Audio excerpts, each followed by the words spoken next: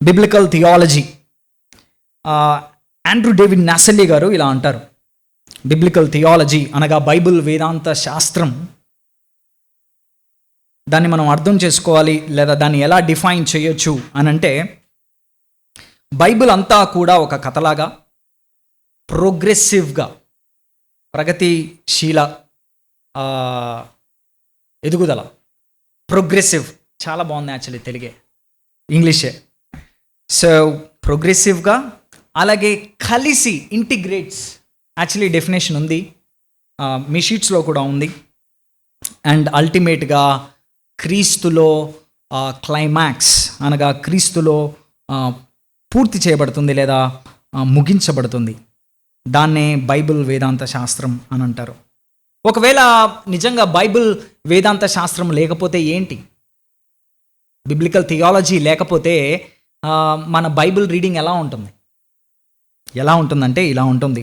ఒకసారి మీ బైబిల్ని ద్వితీయోపదేశకాండం 28వ అధ్యాయం 3వ వచనానికి తీస్తారా? ద్వితీయోపదేశకాండము 28వ అధ్యాయము 3వ వచనం.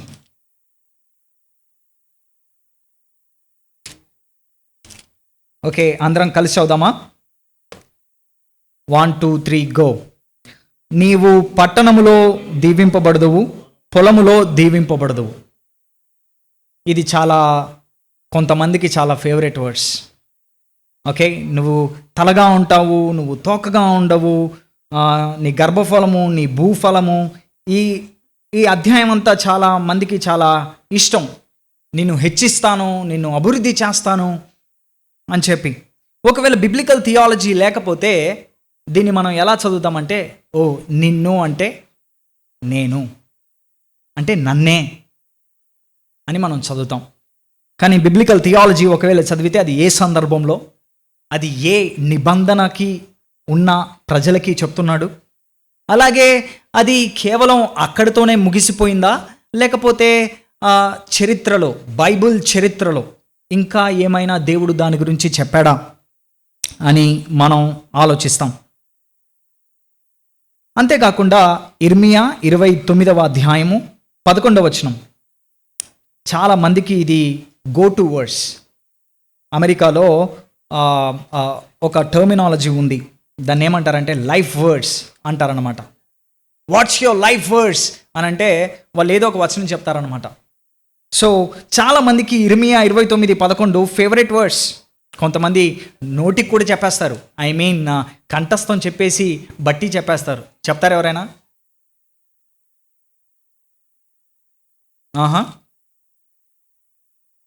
చదువుతున్నారా?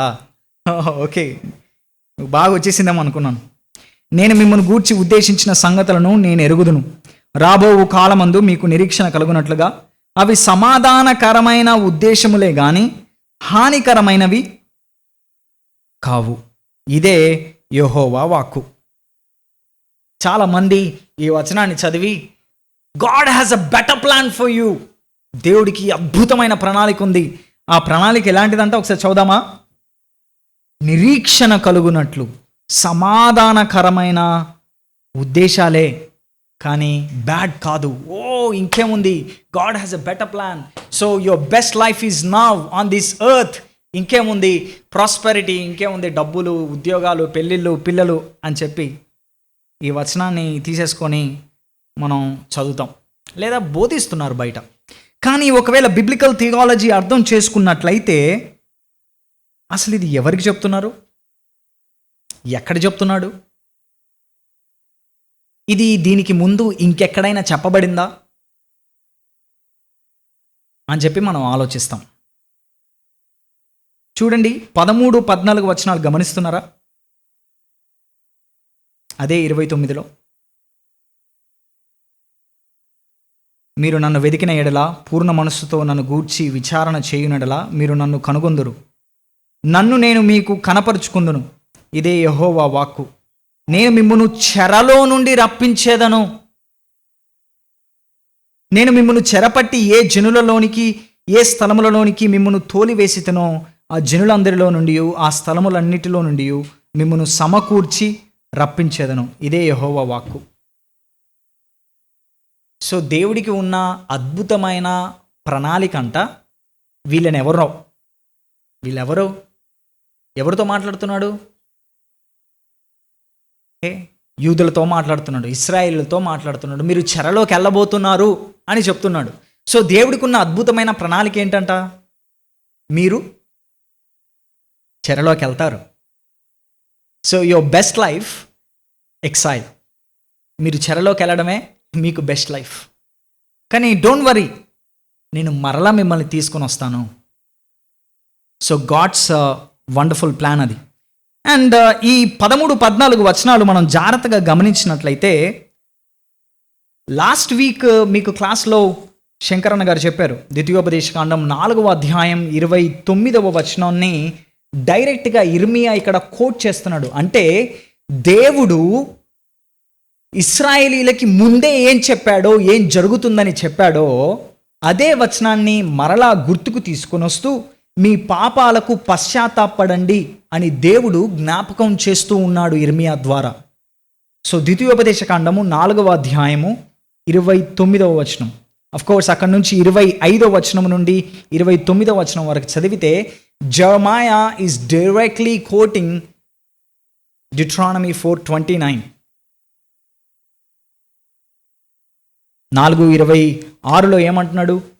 మీరు వెళ్ళబోయే దేశంలో మిమ్మల్ని నేను చెదరగొడతాను 27వ వచనంలో. అంతేకాదు, మీరు విగ్రహాలను ఆరాధిస్తే మిమ్మల్ని నేను వెళ్ళగొడతాను 29వ వచనంలో. అక్కడ నుండి నీ దేవుడైన యెహోవాను మీరు వెదికిన ఎడల నీ పూర్ణ హృదయంతో నీ పూర్ణాత్మతో వెతుకునప్పుడు ఆయన నీకు ప్రత్యక్షమవును. సో ఆ మాట, నీవు నన్ను వెతికితే నేను మీ వైపు తిరుగుతాను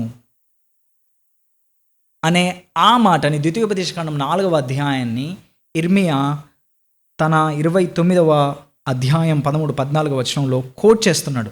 అంతేకాదండి, వీళ్ళు చెరలోకి వెళ్ళారు.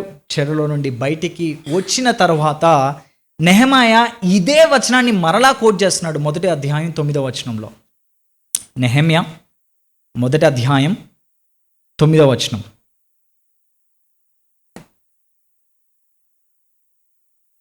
చూసారా? బిబ్లికల్ థియాలజీ లేకపోతే ఇదే జరిగేది. ఏంటి జరిగేది? అసలు ఎవరితో మాట్లాడుతున్నాడు, ఏం మాట్లాడుతున్నాడు, ఎక్కడ మాట్లాడుతున్నాడు, ఇది కోటేషనా లేకపోతే ఇది ఎవరికి అనేది అర్థం చేసుకోకుండా అది డైరెక్ట్గా మనకే అని అప్లై చేసుకునే ప్రమాదం ఉంది. సో నెహెమ్యా 1వ అధ్యాయం 9వ వచనంలో మరలా చెరలో నుంచి వచ్చిన తర్వాత నెహెమ్యా చెప్తున్న మాటలు ఇవి. ఏంటి? అయితే అందరం కలిసి చదుదాం ఒకసారి 9వ వచనం. అయితే మీరు నా వైపు తిరిగి నా ఆజ్ఞను అనుసరించి నడిచిన ఎడల భూదిగంతముల వరకు మీరు తోలివేయబడినను, అక్కడ నుండి సహా మిమ్మును కూర్చి నా నామము ఉంచుటకు నేను ఏర్పరచుకున్న స్థలమునకు మిమ్మును రప్పించదనని నీవు సెలవిచ్చితివి కదా ప్రభువా అని నెహెమ్యా తన ప్రార్థనలో దేవుడికి చెప్తూ ఉన్నాడు. ప్రభువా, నువ్వు ఇలా చెప్పావు కదా, నువ్వు చేశావు, ఇదిగో ఇప్పుడు మేము వచ్చాం, సో మాకు సహాయం చెయ్యి. సో ఇదేమీ మనం ఆలోచించాం. జెరమాయా లేదా ఇర్మియా 29వ అధ్యాయం 11వ వచనం చదివి ఇది నాకే. So God has a better plan, best plans for us అని అనుకుంటూ ఉంటాం. అందుకే ఏ వచనాన్నైనా సరే బైబిల్లో అర్థం చేసుకోవాలంటే బిబ్లికల్ థియాలజీ చాలా ముఖ్యం. ఒకవేళ బిబ్లికల్ థియాలజీ మనం అర్థం చేసుకోలేకపోతే జరిగే నష్టం ఏంటి? నష్టం ఏంటంటే ఎవరికో చెప్పిన వాగ్దానాన్ని నీకనుకొని నీవు దాన్ని తీసుకుంటావు. ఎన్నో క్రైస్తవ వివాహాలు పాడైపోతున్నాయి. పాపం ఇతడే ఈమె దేవుడు నాకు చూపెట్టిన ఈ అద్భుతమైన భాగస్వామి అని చేసుకొని పాత నిబంధనలో ఏదో ఉన్న కొన్ని గుర్తులను పట్టేసుకొని వాళ్ళు పెళ్లి చేసుకొని పెళ్ళి అయిన తర్వాత దేవుని బ్లేమ్ చేస్తుంటారు. దేవుడు చూపెట్టాడండి, దేవుడే చూపెట్టాడండి, దేవుడే చేపించాడండి. అవునా అండి? ఎక్కడండి అని అడిగితే అది అలెగోరీనో లేకపోతే రాంగ్ ఇంటర్ప్రిటేషనో అయిపోద్ది. So brothers and sisters, Bible వేదాంత శాస్త్రం బిబ్లికల్ థియాలజీ మనల్ని రాంగ్ ఇంటర్ప్రిటేషన్ నుంచి కాపాడుతుంది. అంతేకాదు మనల్ని ప్రాస్పెరిటీ గాస్పెల్ నుంచి కాపాడుతూ ఉంది. అంతేకాదు మనల్ని మొరలిస్టిక్ టీచింగ్ అనగా నైతికపరమైన బోధ, నైతిక విలువలు కలిగిన బోధ, మోరల్ టీచింగ్స్. నువ్వు అలా చేయాలి, నువ్వు ఇలా చేయాలి, నువ్వు అలా ఉండాలి, నువ్వు ఇలా ఉండాలి, నువ్వు మంచిగా ఉండాలి. డైరెక్ట్ యోసేపుని చదివిదిగో యోసేపులా నువ్వు ఉండాలి, యోహోషువలా నువ్వు ఉండాలి, దానియేలులా నువ్వు ఉండాలి.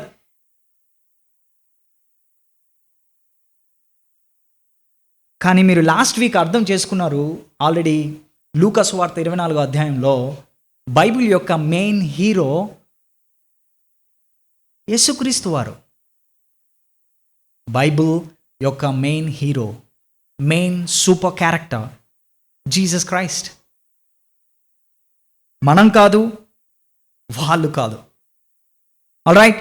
సో ఎక్సిజీసిస్ కరెక్ట్గా ఉన్నా, ఇలిస్ట్రేషన్స్ కరెక్ట్గా ఉన్నా, అద్భుతమైన ఇలిస్ట్రేషన్స్ ఇచ్చి కన్నీళ్ళు కార్చేలాగా ఎమోషనల్గా ఇలిస్ట్రేషన్స్ ఇచ్చిన, లేకపోతే అద్భుతమైన అప్లికేషన్స్ ఇచ్చిన, గ్రేట్ ఎక్స్పోజిషన్ ఇచ్చిన, ఇవన్నీ ఉన్నా కూడా అది క్రీస్తును చూపించకపోతే, అది సువార్తను తాకకపోతే, లేకపోతే దేవుడు ఆ బిగ్గర్ ప్లాన్లో ఎలా పని చేస్తున్నాడు అనేది అది చెప్పకపోతే గనక అది మొరలిస్టిక్ టీచింగ్ అవుతుంది, నైతిక విలువలు కలిగిన బోధే అవుతుంది. ఎందుకంటే ఏ భాగం మనం పట్టుకున్నా ఏదో ఒకలాగా మనము క్రీస్తు దగ్గరికి వెళ్ళొచ్చు. అందుకే చార్ల్స్ స్పర్జన్ అనుకుంటా, చార్ల్స్ స్పర్జన్ ఇలా అన్నారు, ఒకవేళ లండన్లో ఉన్న ప్రతి, ఇంగ్లాండ్లో ఉన్న ప్రతి రోడ్ లండన్కి ఎలాగైతే చూపిస్తుందో, లేదా all roads leads to Rome అన్నట్టుగా, ఖచ్చితంగా బైబిల్లో నువ్వు ఏదైనా ఒక భాగం పట్టుకుంటే దాన్ని క్రీస్తుకు కనెక్ట్ చేయగలగాలి. అఫ్కోర్స్ ఇట్ డజంట్ మీన్, జాగ్రత్తగా వినండి, క్రీస్తు అక్కడ లేకపోయినా కూడా నువ్వు ఇరికించమని కాదు దాని అర్థం. లెజిటిమేట్గా, హెర్మెనెటికల్గా కరెక్ట్గా మనము గాస్పెల్కి లేదా క్రైస్ట్కి మనము బోధించగలగాలి లేదా చెప్పగలగాలి. లేకపోతే కనుక మనము వాక్యాన్ని చదివి ఇది నాకే, టెక్స్ట్ చదివి ఇది నాకే, ఇది నాకే అనుకునే ప్రమాదం ఉంది. సో బిబ్లికల్ థియాలజీ మనకు ఇచ్చే అద్భుతమైన, మనకి చేసే అద్భుతమైన సహాయం ఏంటంటే ఈ యొక్క రాంగ్ ఇంటర్ప్రిటేషన్ నుంచి మనల్ని తప్పిస్తుంది. చాలామంది ఏమంటారంటే మనకి బిబ్లికల్ థియాలజీ, సిస్టమేటిక్ థియాలజీ ఈ అంతా ఎందుకండి, సింపుల్గా బైబిల్ ఉంటే సరిపోద్దిగా అని అంటూ ఉంటారు. బైబిల్ చదువుకుందాం, మనకి ఎందుకు అన్ని పెద్ద పెద్ద పదాలు అని అంటూ ఉంటారనమాట. సో వాళ్ళ గురించే వాళ్ళు చెప్పిన ఈ అద్భుతమైన పిక్చర్, ఒక ప్రొఫెసర్ ఏమన్నాడంటే, ఓకే రైట్, మీరు అనుకున్నట్టే అందాం. సో ఇప్పుడు నువ్వు బైబిల్ని ఎలా చదువుతావు? అన్నీ ఏమంటారు, అది కలగలిపి ఉన్నాయి కదా, దాన్ని ఎలా మరి అర్థం చేసుకోవాల్సింది? సిస్టమేటిక్ థియాలజీ అంటే మనం ఆల్రెడీ లాస్ట్ వీక్ కూడా డెఫినేషన్ మీరు చెప్పారు. సిస్టమేటిక్ అంటే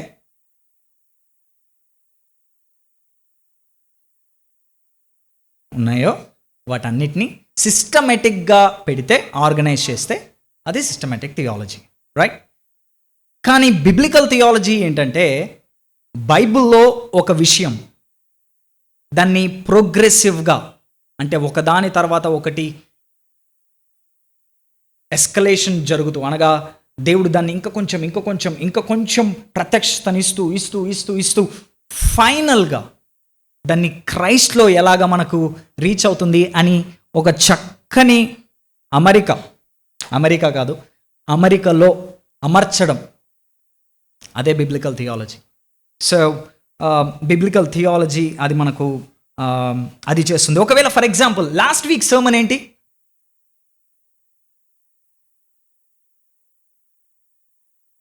okay,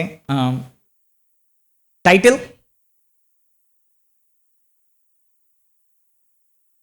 don't grieve the holy spirit, పరిశుద్ధాత్మని దుఃఖపరచుకుడి. ఒకవేళ దాన్ని సిస్టమేటిక్ థియాలజీ, పరిశుద్ధాత్మని మనం ఆలోచిస్తే, పరిశుద్ధాత్మని సిస్టమేటిక్ థియాలజీలో ఆలోచిస్తే అన్న ఆల్రెడీ సిస్టమేటిక్ థియాలజీ కొంచెం చేశారు మొన్న సండే. పరిశుద్ధాత్మ దేవుడు ఎవరు, ఆయన త్రియేక దేవుడిలో third person of the trinity, ఆయన ఒక మనిషి, ఆయన వ్యక్తి, ఆయనకి ఫీలింగ్స్ ఉన్నాయి అని చెప్పి ఆయన ఏడుస్తాడు. అద్భుతమైన సిస్టమేటిక్ థియాలజీ చేశారు, రైట్? సో ఆయన్ని ఆనంద పెట్టడం, ఆయన ఏం చేస్తే దుఃఖపడతాడు, రైట్? ఇంకా కొంచెం సిస్టమేటిక్ థియాలజీ చేస్తే ఆయనని ఎలా ఆనంద పెట్టవచ్చు.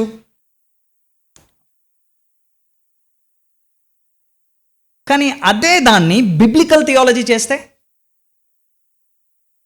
ఆ పిక్చర్ ఉంది కదా, హోలీ స్పిరిట్ గాడ్ని బిబ్లికల్ థియాలజీ చేస్తే ఎలాగా?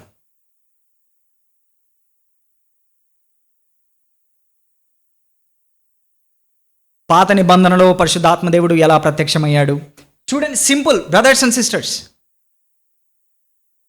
ఒకదాని వెంట ఒక కలర్ తర్వాత ఒకటి, ఒకదాని తర్వాత ఒకటి అమర్చడమే బిబ్లికల్ థియాలజీ.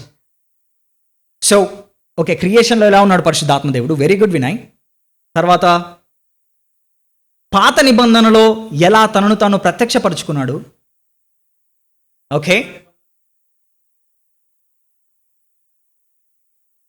రైట్. కొత్త నిబంధనలో క్రీస్తును పరిశుద్ధాత్మ దేవుడు ఎలా తీసుకొని వచ్చాడు, పెంటెకొస్తు కంటే ముందు కూడా, ఎందుకంటే ప్రోగ్రెసివ్ కదా. సో పరిశుద్ధాత్మ దేవుడి సహాయంతో యేసుక్రీస్తు వారు ఈ లోకానికి వచ్చారు. తర్వాత వెరీ గుడ్, నేను యాక్చువల్లీ యాక్ట్స్ 2కి వెళ్ళిపోయినా, కానీ that's a very good point. John 14:16, యోహాను సువార్త 14వ అధ్యాయం 16వ అధ్యాయంలో పరిశుద్ధాత్మ దేవుడి గురించి తనే ముందే ప్రామిస్ చేసి, okay next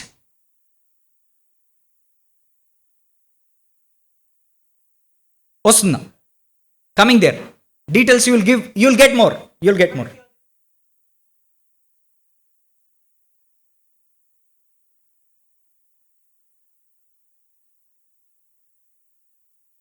no, all riches are climax క్రైస్ట్లో ఎలాగా అది ఫుల్ఫిల్ అవుతుంది అనేది మనకు అనేది చూపిస్తుంది. అలా అని చెప్పి ఇంకా పరిశుద్ధాత్మ దేవుడిని పక్కకు పెట్టేద్దాం అని కాదు. Okay, very good question. So ఆదరణకర్త గురించి వాగ్దానం చేశాడు, పెంతెకొస్తు దినాన పరిశుద్ధాత్మ దేవుడు వచ్చాడు. తర్వాత కొత్త భూమి కొత్త ఆకాశంలో పరిశుద్ధాత్మ దేవుడు తన పరిచర్య చేస్తూ ఉన్నాడు. ప్రకటన గ్రంథం 1వ అధ్యాయం 4, 5, 6 వచనాలు అక్కడ త్రియేక దేవుడు ట్రినిటీ ఉంటాడు, దాంట్లో పరిశుద్ధాత్మ దేవుడు ఉంటాడు. అండ్ థియాలజియన్స్ అనేది ఏంటంటే, కొత్త భూమి కొత్త ఆకాశంలో 22వ అధ్యాయం ప్రకటన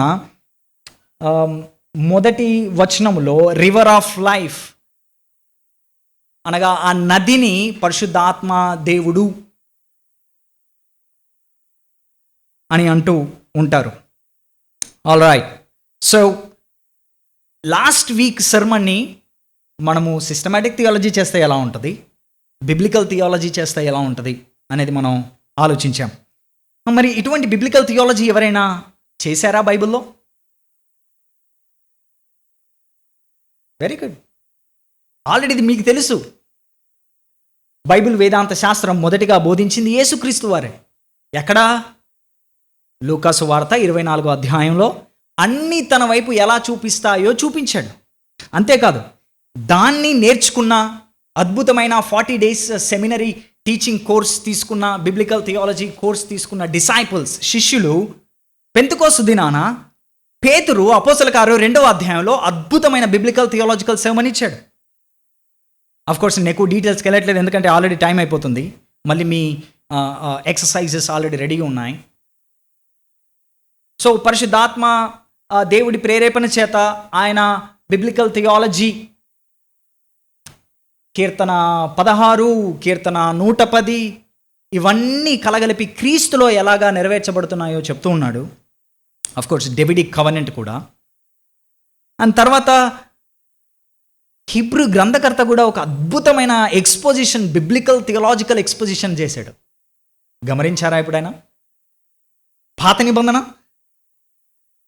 క్రీస్తులో ఎలా నెరవేర్చబడింది, పాత నిబంధన క్రీస్తులో ఎలా నెరవేర్చబడింది. Very good Stephen, very good examples, right. So biblical theology longer definition చూద్దాం. ఇప్పుడు ఆ డెఫినేషన్ నుంచి మనము ఈ యొక్క బైబిల్ వేదాంత శాస్త్రాన్ని ఎలా అర్థం చేసుకోవచ్చో మనం నేర్చుకుందాం. అందరం కలిసి ఒకసారి ఆ యొక్క చదువుదామా? మీ దాంట్లో ఉంది, యాక్చువల్లీ సేమ్ అక్కడ ఉంది మీ దాంట్లో ఆల్రెడీ.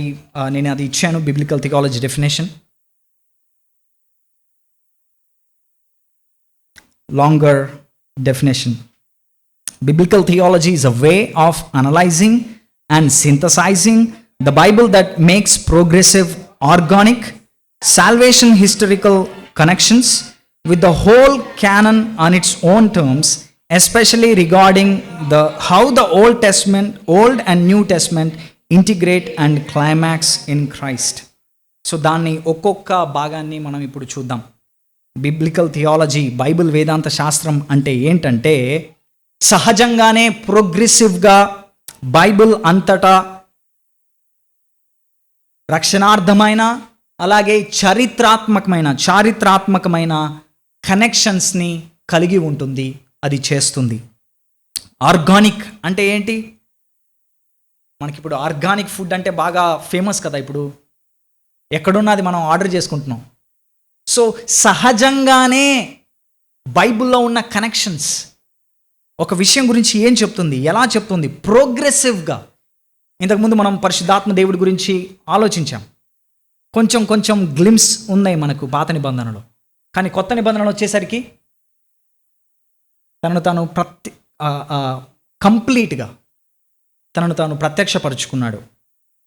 అంతేకాదు, రక్షణార్థమైన లేదా రక్షణకు సంబంధించిన అలాగే చారిత్రకమైన. బిబ్లికల్ థియాలజీ అలెగోరీ కాదు. ప్రతి దాన్ని ఎలాగైనా సరే క్రీస్తుకు చేయాలని చెప్పి, ఎవరా మంచి సమరయుడు, ఎవరా లేవీయుడు, ఎవరా పూటకూళ్ళవాడు, ఏంటా 2 కాసులు, ఏంటా తైలం, ఈ కాదు. అది అలెగరీ అంటారు. ప్రోగ్రెసివ్గా ఆది కాండం నుంచి ప్రకటన వరకు ఎలాగా ఒక విషయం ఒకదాని తర్వాత ఒకటి ఎలాగా దేవుడు బిల్డ్ చేశాడు, అండ్ అది ఎలాగా రక్షణకి సంబంధించి చారిత్రక హిస్టారికల్ ఆస్పెక్ట్స్ని అది తొలగించట్లేదు. ఫర్ ఎగ్జాంపుల్, మీరు లాస్ట్ వీక్ నిర్గమం గురించి కూడా మాట్లాడారు, రైట్? ఎక్సోడస్ గురించి లేదా ఎక్సోడస్ గురించి మాట్లాడారు. మనం ఇప్పుడు ఎక్సైల్ గురించి మాట్లాడదాం. ఎగ్జైల్ అంటే చెరక.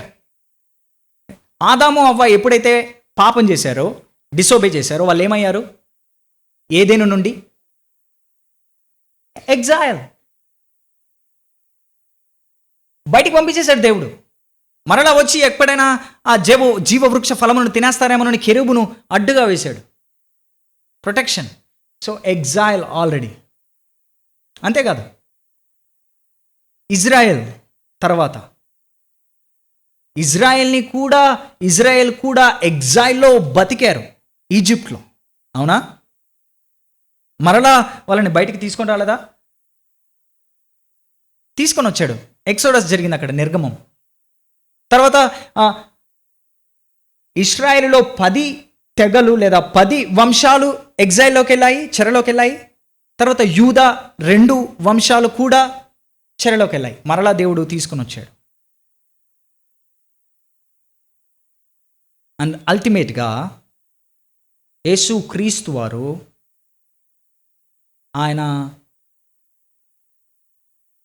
ముందే ఇచ్చేస్తున్నాను, బట్ మత్తయి సువార్త 2వ అధ్యాయం 15వ వచనంలో న్యూ ఎక్సడస్, దేవుడు ఈజిప్టులో నుంచి తన కుమారుణ్ణి తీసుకొని వచ్చినట్టుగా ఆయనను తీసుకొని వచ్చాడు. అండ్ నాట్ ఓన్లీ దాట్, అరణ్యంలో ఆయన ఎగ్జైల్ అయ్యాడు 40 రోజులు. అంతేకాదు, బయటికి నెట్టివేయబడినట్టుగా లేదా ఎవరు చూడనొల్లని వాడిగా ఊరి అవతల, ఊరి చివరన ఆయన సిలువ వేయబడ్డాడు. సో ఎగ్జైల్ చూడండి, ఒక చిన్న ప్యాటర్న్ లేదా ఒక చిన్న ఇమేజ్, ఒక చిన్న సింబాలిక్ రిప్రజెంటేషన్. కానీ అది ఎలా ప్రోగ్రెసివ్గా బిల్డ్ అయ్యిందో. సో బిబ్లికల్ థియాలజీ అనేది సహజంగానే ఆది కాండము నుంచి ప్రకటన వరకు ఎలాగా ఒక కాన్సెప్ట్ లేదా ఏదైనా ఒక విషయం ఎలా డెవలప్ అయిందనేది మనం అర్థం చేసుకోవాలి, చూడాలి, గమనించాలి. అంతేకాదు దానికి సంబంధించిన రక్షణార్థమైన అలాగే చరిత్రకు సంబంధించిన విషయాలు కూడా దాంట్లో ఎలాగా నిగూఢంగా గుప్తమై ఉన్నాయో కూడా చూడాలి.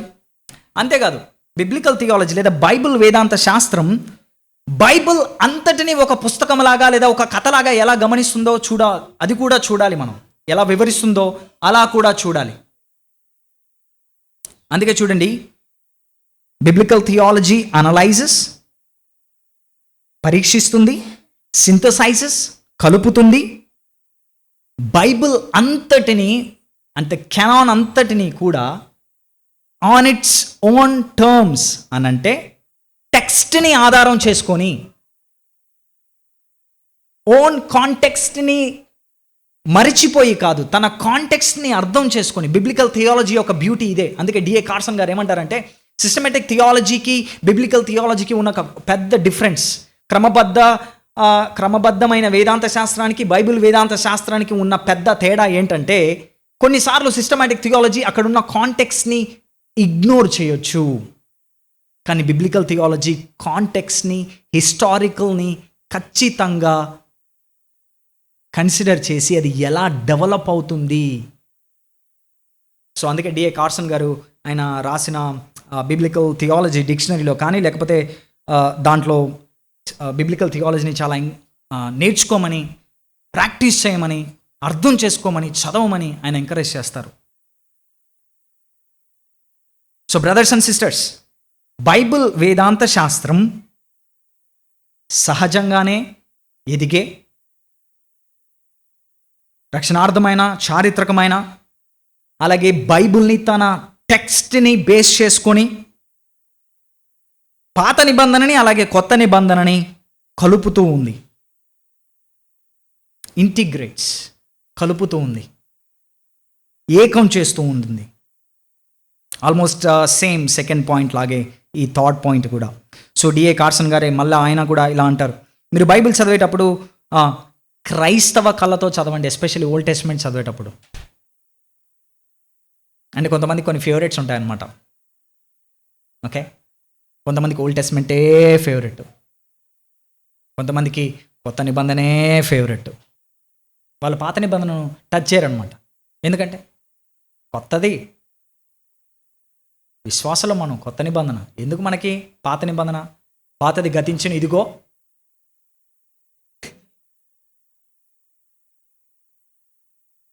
కానీ అదే 2 తిమోతి 3:16 అన్ని లేఖనములు అని అన్నాడు. ఓన్లీ కొత్త నిబంధన అనలేదు. ప్రతి లేఖనం దైవావేశం వలన కలిగింది. So brothers and sisters, let's excel our cells in the old testament. And అది కొత్త నిబంధనని ఎలా పరిచయం చేస్తుంది, ఎలా కలుపుతుంది అనేది మనం గమనించాలి. ఎలా ప్రోగ్రెసివ్గా.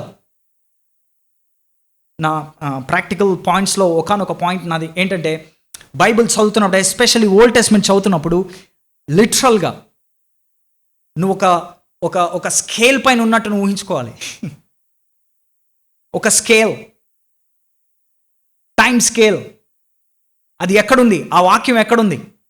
ఓకే, పాత నిబంధన అయితే ఓకే, ఆది కాండమా, నిర్గమాకాండమా, ఎక్సైల్కి ముందా, ఎక్సైల్లో ఉన్నప్పుడా, ఇప్పుడు అది అక్కడికి, అనగా ఆ కొత్త ఆకాశం కొత్త భూమికి, దానికంటే ముందు క్రీస్తుకి ఎలా కనెక్ట్ చేస్తుంది, అక్కడికి ఎలా పాయింట్ చేస్తుంది. సో లిటరల్గా నీ మైండ్లో యూనిట్ ఇమాజిన్ ఒక టైం స్కేల్ పైన నువ్వు ఉన్నట్టు.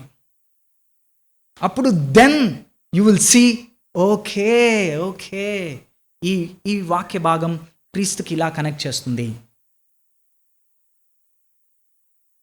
దాన్నే గాడ్స్ బిగ్ పిక్చర్ అన్నారు. లాస్ట్ వీక్ మీరు ఆల్రెడీ చూశారు. 4 విషయాలు చెప్పారు గత క్లాస్లో శంకరన్న, బిగ్ పిక్చర్ని విభజించడానికి. ఏమని చెప్పారు? Creation, fall, redemption, new creation. Right? So Genesis 1-2 creation, సృష్టి, పతనం, ఆదికాండం 3వ అధ్యాయం, ఆదికాండం 3వ అధ్యాయం 15వ వచనం నుంచి ప్రకటన 19వ అధ్యాయం వరకు విమోచన, రిడెంప్షన్. గమనిస్తున్నారా నా మాటలు?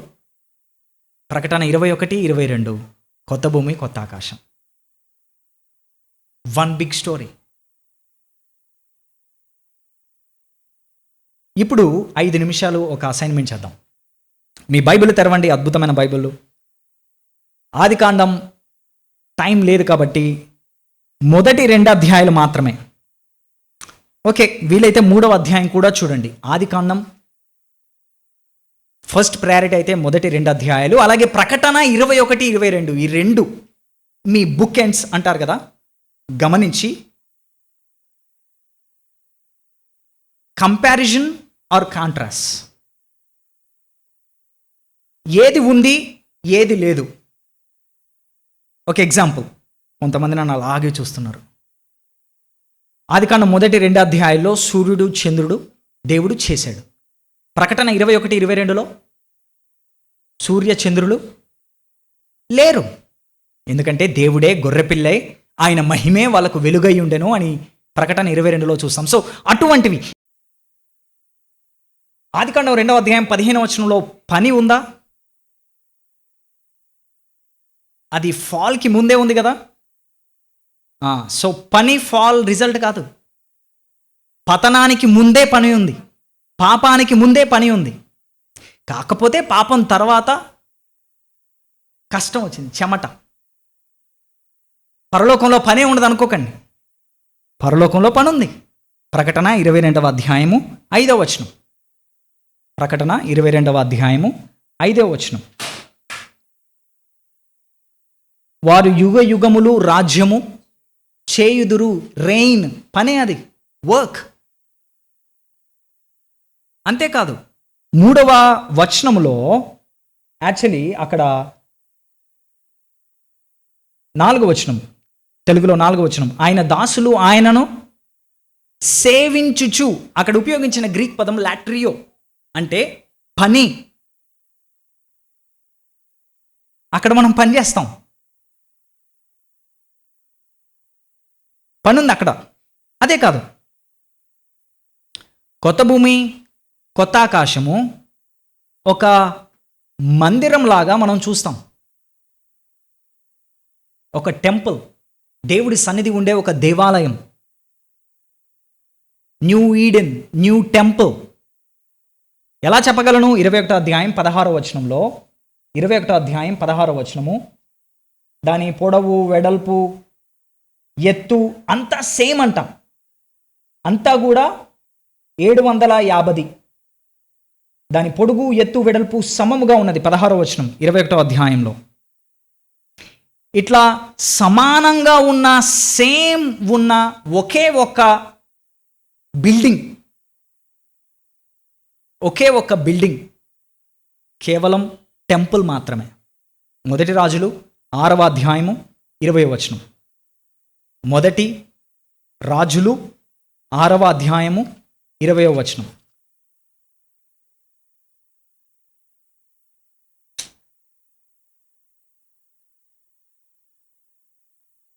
గర్భాలయము లోపల 20 మూరల పొడుగును, 20 మూరల వెడల్పును, 20 మూరల ఎత్తును గలదై ఉండెను.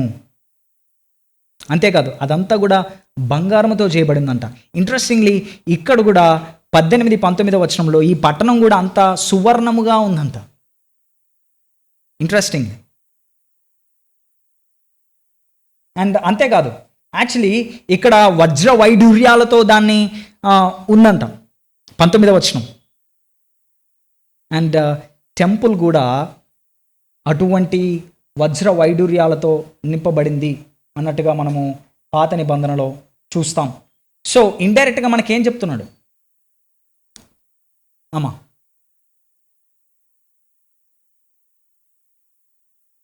Okay, right, wonderful, very good point. అక్కడ ఆదాములో ఉన్నామా? Yes, of course. అది ఫస్ట్ యాడమ్, లాస్ట్ యాడమ్ కదా. క్రీస్తు లాస్ట్ యాడమ్. Very good. ఏది టెంపరరీ?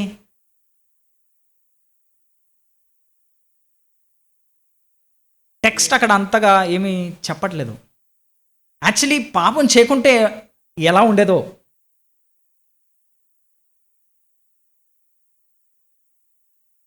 తెలీదు.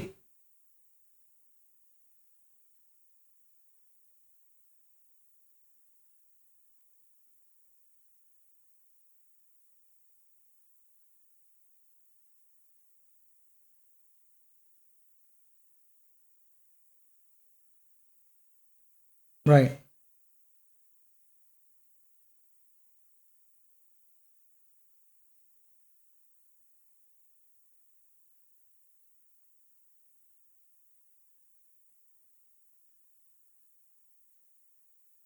రైట్. అక్కడ జస్ట్ ప్రామిస్ లాగా చూసి ఇక్కడ ఫుల్ఫిల్మెంట్ లాగా రెవల్యూషన్ 21:22లో చూడలేం, కానీ అంతకంటే ముందే బర్త్లోనే మనం చూస్తాము. And especially Genesis 3:15 crushing the head of the serpent అంటే క్రాస్లో చూస్తాము. బట్ క్రాస్ తర్వాత వచ్చే కాన్జ్యూమేషన్ అంటే ఫైనల్ గోల్, టెలోస్, ఎయిమ్, ఈ రెవల్యూషన్ 21:22. ఈ రెవల్యూషన్ 21:22 జరగడానికి కారకమైన క్రాస్ ద్వారా, సో జెనసిస్ 3:15 క్రాస్, తద్వారా వచ్చిన రిజల్ట్ రెవల్యూషన్ 21 and 22 అలా చూడవచ్చు. All right. అంతేకాదు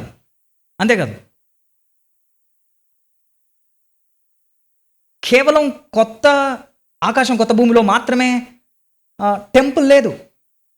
అక్కడ మాత్రమే కాదు టెంపుల్. యాక్చువల్లీ ఏదైనా తోట కూడా ఒక టెంపుల్. ఏదైనా తోట కూడా ఒక టెంపుల్. ఏంటజయ్, ఏదైనా తోట టెంపుల్ అని ఎక్కడ టెక్స్ట్ ఎక్స్ప్లిసిట్గా లేదు కదా? Very good, glad you asked. ఎక్కడుంది మరి? ఎక్కడుందంటే ఆదికాండం 3వ అధ్యాయం 8వ వచనం. అక్కడ ఆయన నడుస్తూ ఉన్నాడు అనుంది, చూశారు. సంచరించుచుండెను. ఆ పదం, అదే హీబ్రూ పదం, లేవీయులు దేవుడి సన్నిధిలో పరిచర్య చేస్తూ దేవుడి టెంపుల్లో పరిచర్య చేసే లాంగ్వేజ్ అనమాట అక్కడ ఉపయోగించిన పదం. టైం లేక త్వరగా వెళ్తున్నాను. లేవీలకు రాసిన పత్రిక లేవియ కాండం 26, ద్వితీయోపదేశ కాండం 23, హెజ్కేలు 28, ఇవన్నీ కూడా టెంపుల్ లాంగ్వేజ్. దేవుడు ఆ టెంపుల్లో సంచరిస్తూ ఉన్నాడు. అంతేకాదు 2:15 ఉంది, చూశారు. ఈ తోటను నువ్వు సేద్యపరచు, ఈ తోటలో నువ్వు పని చెయ్యి, ఈ తోట సర్వ్, పని చెయ్యి అనే పదము 10 సార్లు పాత నిబంధనలో టెంపుల్ ప్రీస్ట్లు పనిచేసే ఆ పదానికి ఉపయోగించబడిన హీబ్రూ పదం. పని చేయి, అది యాజకులు చేసే పని అన్నమాట. యాజకులు ఎక్కడ పనిచేస్తారు? అంతే కదా, టెబర్నికల్లో అనగా ప్రత్యక్ష గుడారము, తర్వాత మందిరం. సో దీన్ని బట్టి మనం ఏం అర్థం చేసుకోవచ్చు అంటే ఏదైనా తోట కూడా ఒక టెంపుల్. అంతేకాదు, ఇది తూర్పు సైడ్ నుండి ప్రకటన, అలాగే హెజ్కేలు, ఇవన్నీ కూడా తూర్పు సైడునే ఉన్నట్టు మనం చూస్తాం. అంతేకాదు, ఇక్కడ నది ఉంది. ఏదైనా తోటలో నుంచి 4 నదులు వచ్చాయి, చూసారా? గిహోను, వేరే నదులు ఉన్నాయి కదా.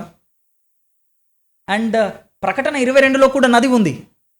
సముద్రం లేదు, కరెక్టే, సముద్రము లేదు. అంటే అది సముద్రము అనే పదము యాక్చువల్లీ మీరు బైబిల్లో చూస్తే శత్రువులు అని వచ్చే అర్థం. ఎందుకని దేవుడు సముద్రాన్ని గద్దించాడు ఆయన మార్కు సువార్త 4వ అధ్యాయం పడుకున్నప్పుడు? ఎందుకని మార్కు సువార్త 4వ అధ్యాయం సముద్రాన్ని గద్దించి దిగిన వెంటనే మార్కు సువార్త 5వ అధ్యాయం గదరేనీయుల దేశానికి వెళ్ళినప్పుడు వెళ్ళి పందుల్ని సముద్రంలో పడేయమన్నాడు, అంటే దురాత్మలను సముద్రంలో పడేయమన్నాడు? ఎందుకంటే బిబ్లికల్ లాంగ్వేజ్లో సముద్రం సాతాను లేదా చీకటి లేదా దయ్యము లేదా శత్రువులు అనే పదం.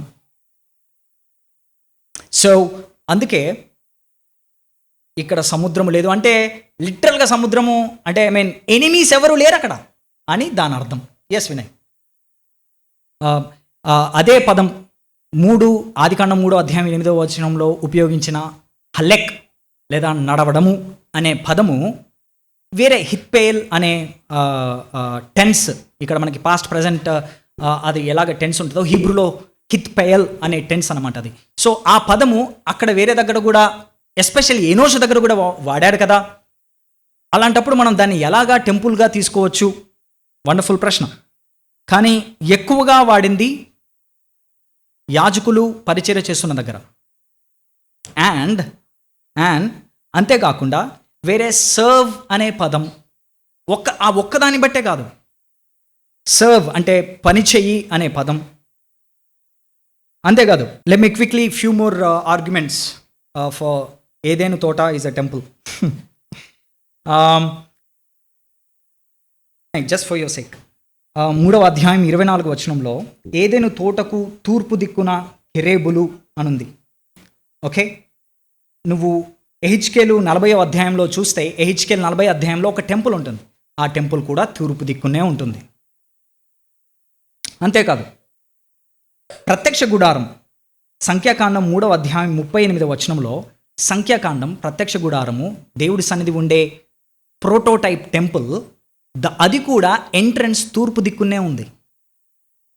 సంఖ్యాకాండం 3వ అధ్యాయం 38 5 minutes బ్రేక్ తీసుకోవాలి. 7:15 అనుకున్నాను, బట్ 2 minutes ఉంది కాబట్టి will cover the 4th chapter. ఎందుకని నేను ఆది కాండము 1, 2, 3 అధ్యాయాల్లో ఇంతసేపు గడిపి ప్రకటన 21, 22 అధ్యాయంలో ఎందుకు ఇంతసేపు గడిపాను?